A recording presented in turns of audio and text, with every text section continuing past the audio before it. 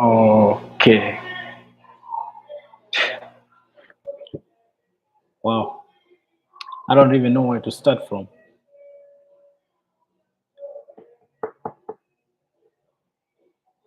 This has become a disease, you know?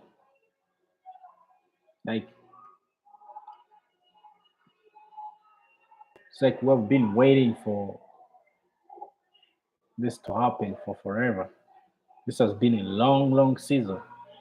You see, something baffles me about the Chelsea situation.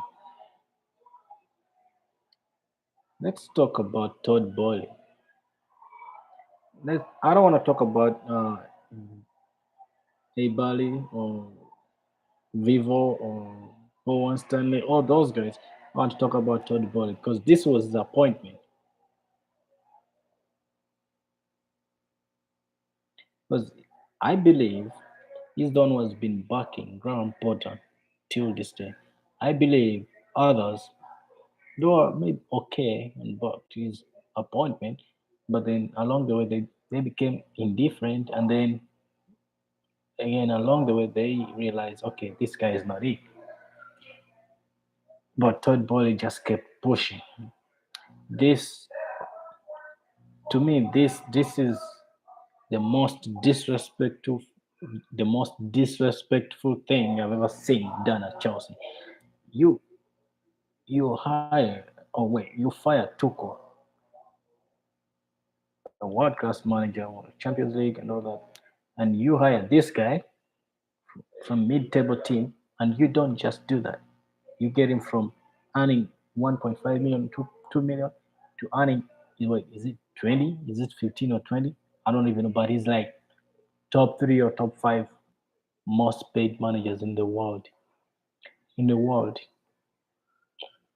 and you give him all this leverage, like he can literally do whatever he wants. Won't be sacked. They laugh about it. Him and Todd Bowley just, it's like the best buddies. I don't mind people being best buddies if that's how you guys do your work, but you gotta have some boundaries, man. You gotta have some boundaries. When people cross boundaries, you've got to let them know what's up. The number of times Graham Potter has disrespected the Chelsea fans is insane. It's insane. Look at today. Just look at today.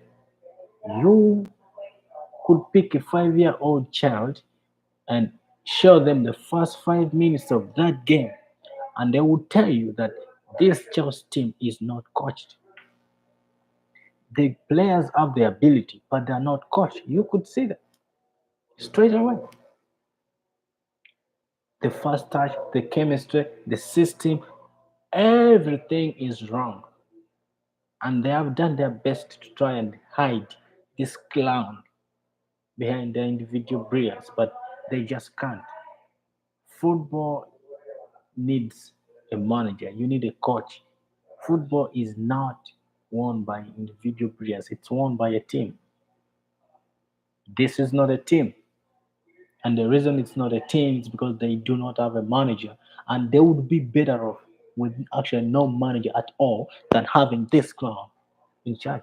Because at least they would understand themselves. Because they would use their individual brilliance and the way they understand each other based on themselves. Because even you as a person, you yourself as a player, as a person, you're a manager of your own. You understand? So if you understand how the other one moves and all that, you would try to play to their ability and then you try to play to your ability. But now when you have someone in charge, you try to play to what that person says, including your individual ability, but you have to make sure you meet, like you have a middle ground, you meet along the way with the manager. So when that manager is literally worse than no manager at all, because like instead of affecting you positively, it's affecting you negatively. It means you're better off with no manager than having a clown in charge. This. I just don't understand what this nonsense of Chelsea fans are impatient. They don't want a project. Blah blah blah. How? Where the fuck does that come from? Because I want a project as much as the next guy, but you've got to show something. You've got to show something.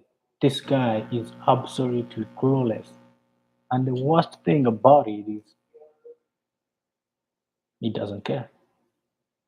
Now, you can I don't follow body language stuff like that, unless something is obvious, but you can look at this guy's body language and tell that he honest doesn't care what the result is. It's like if we lose and I get sacked, I get my money, which is actually not happening. Like doesn't happen. It doesn't get sacked. If we lose and I don't get sacked, I keep going until the manager just. If we win, then I get the praises. I'm sorry, but what? I don't even have the energy to speak with passion right now. It's like this club has sucked the soul out of me, and I feel like I don't want to shout. I don't want. To, it's like you give up, like you give up, like you're wasting your voice, like you're putting in effort. We become so passionate about football. It's like religion, but Todd Bowley thinks, he knows business and sports like that. He thinks now he's going to run a football club the same way he runs baseball or whatever. Listen, things are different. Here you can get relegated. You guys don't get relegated, do I? Blah blah. You can get relegated. We have not even hit 40 points. I just and most of some of these points were won by Tuchel. What would have happened if this guy's been in charge from the beginning? Because what I don't get is what this guy thinks if Chelsea got relegated. Well, first, maybe not this season, but let's say if this guy's in charge, he thinks, oh, my players have 8-year contract and all that, blah blah. If they don't have a good manager, the value is gonna depreciate.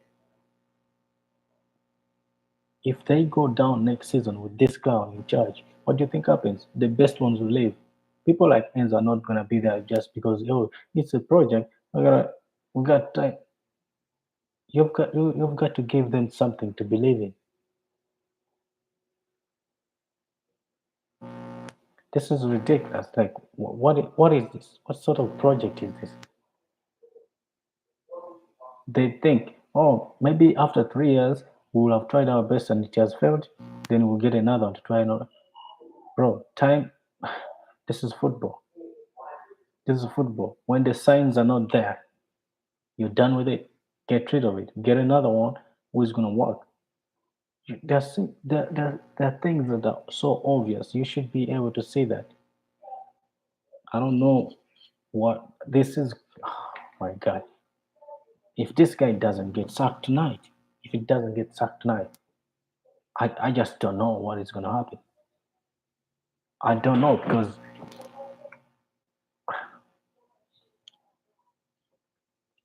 I think something not related to football might go down in the stadium or something that like at Stamford Bridge people could like if people rioted or whatever something could happen and something that Todd Bowley did not even wish for. He thinks he's sticking by the money. You can't. Football fans are like buttons or whatever. You just have to keep pressing the buttons, psst, psst, psst, and then you get what you want. You keep thinking, oh, they're not acting, or they're, I don't know, oh, they're not patient. What? This 11, and trust me, people are even shocked that we're 11. Are you crazy? We have been 11 for like 2 months because Villa was like always 1 point below us, all the same number of points, and then they drew the last game also, and we drew. The only difference was goal difference. We had more goals. That's all. And Villa was in relegation zone. They were like in relegation zone before Emery got hired with Gerard. They were in relegation zone, and right now they're like not just above us. They're in the top 10. Little number 8, actually number 9, number 9. Uh, I just I just can't stress enough how like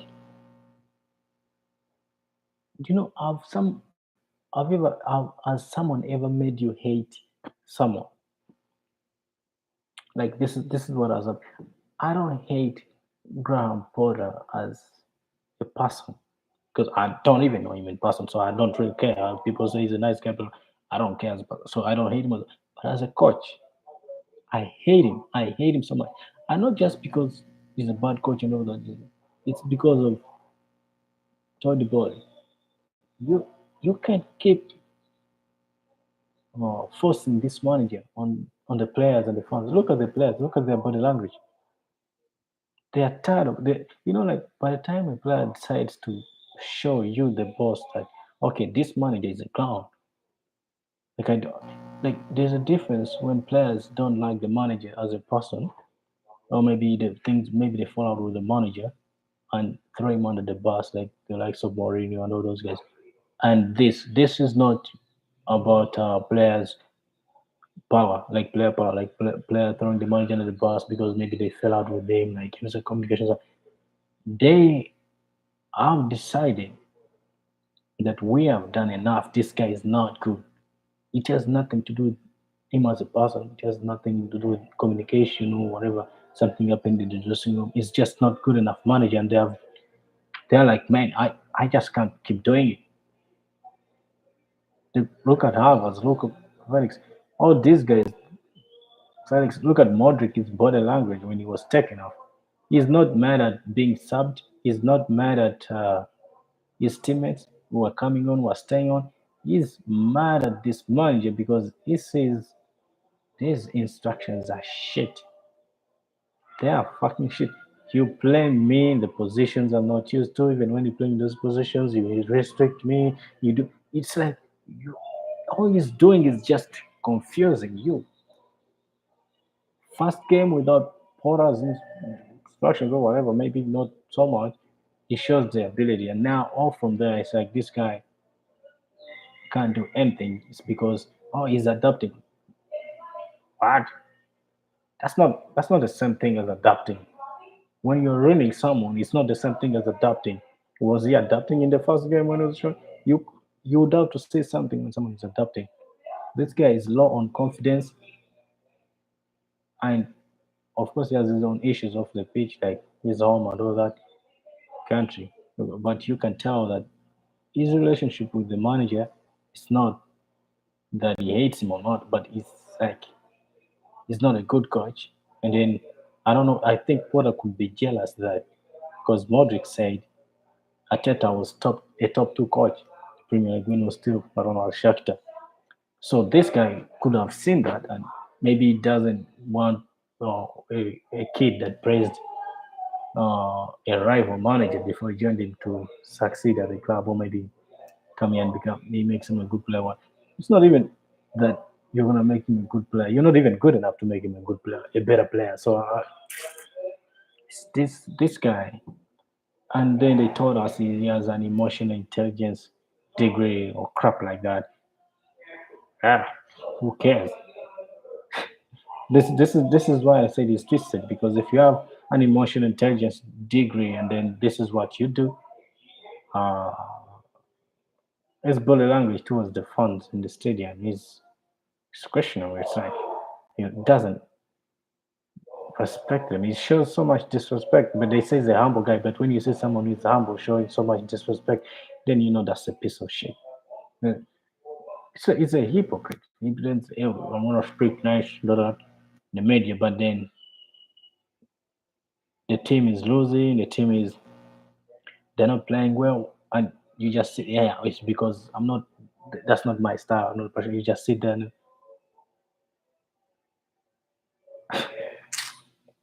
and this, I don't know, but this guy to me is twisted. People say job is too big for him and all that. I guess and all that, but I think is when people who do those emotional intelligent things, like when you go so much into something, now you instead of when you observe other people so much, you end up not observing yourself. So you become that something. You understand? So all this emotional intelligence stuff and all that, you start seeing other people as the problem, and you never get to see you yourself. You never get to look in the mirror and see yourself. So He can see other people, yeah, he's deep emotional intelligence, blah blah blah, as a problem, while he's not looking at himself. You become twisted. This to me, this is just what it looks at it, because it thinks it's perfect.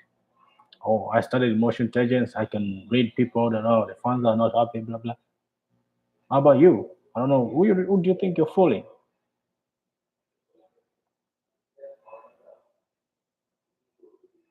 These claims of people are threatening it. But I don't even want to talk about things like that. Just it could be true, it could not be true. But the way you understand, the way it was framed, the way it came about, it just, hmm today. So, well, I don't even know what to say, to be honest.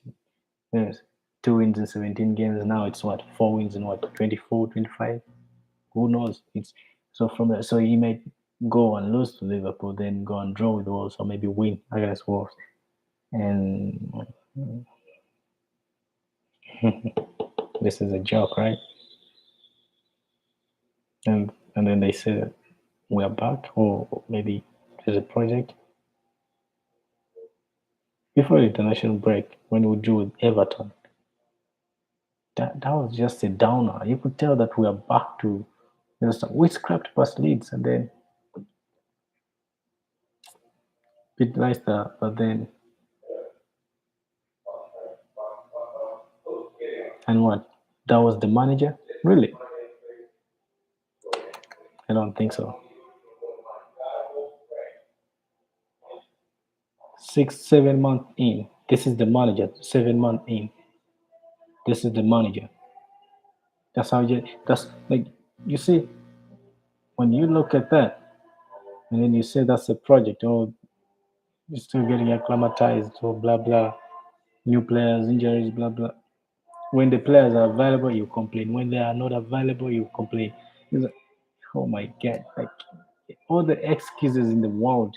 So you in your life as, don't know, this manager was came from ninth division, blah blah.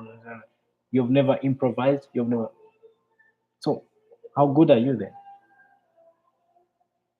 Conte is back, and he played great, but he still can't save you because you're that bad. It's unbelievable how far we are falling. I don't I don't even feel anything anymore. Like, I feel anger, but I cannot express it. It's just emotionless. If this guy doesn't get sacked tonight, I don't know what's gonna happen. But if it doesn't get sacked tonight, whatever this board ever does will never ever get appreciated. They'll never get away with it because they got some criticism that was unfair and all that. Me, I commend them for like everything they have done, like since they took over the club, all the spending and all the, I don't know, infrastructure they're proposing and stuff like that. Except one thing, Tuco and then this guy. I count that as one. Tuco, and then, but maybe if they didn't want to work with Tuco, fine.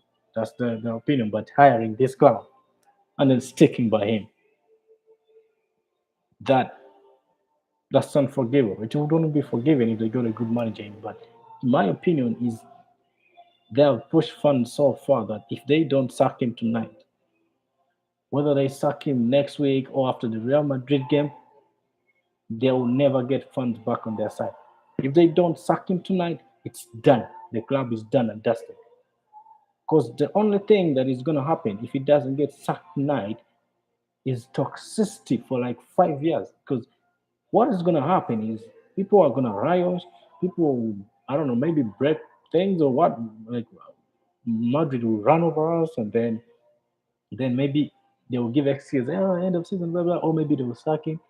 Then bring in a manager, but it will be toxic and it may not work for that manager. So the only chance they have left is now, because this is, it's a joke. It's an absolute joke. Anyway, I got things to do, man. I'm gonna have to go and do other things. It's just like for Chelsea, bro. I just don't see a way forward for now. Like until this guy is gone, I don't see a way forward. Like at this point, I look at Todd Bowley and I think this guy, something is wrong with him. It's a real problem for now. Until he corrects that problem, I don't see a way forward because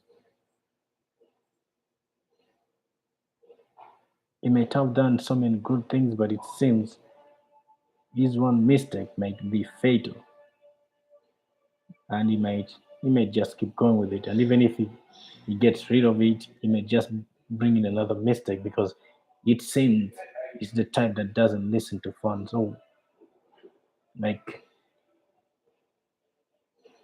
yeah, I just feel like that's not a good sign. It's not if fans were making ridiculous demands, I would understand his stance to stick by his opinion. But when they're making an obvious demand, like something that is so obvious, this guy is a clown. Like, oh, dear God, even every rival fan, everybody knows this guy is a clown. Everybody's laughing at us, and you stick by your opinion. He's so stubborn and so insensitive to fans' feelings. But hey, what can we do? We hope he goes. We hope the manager goes, and maybe the owners now can do something good. All right. Yeah.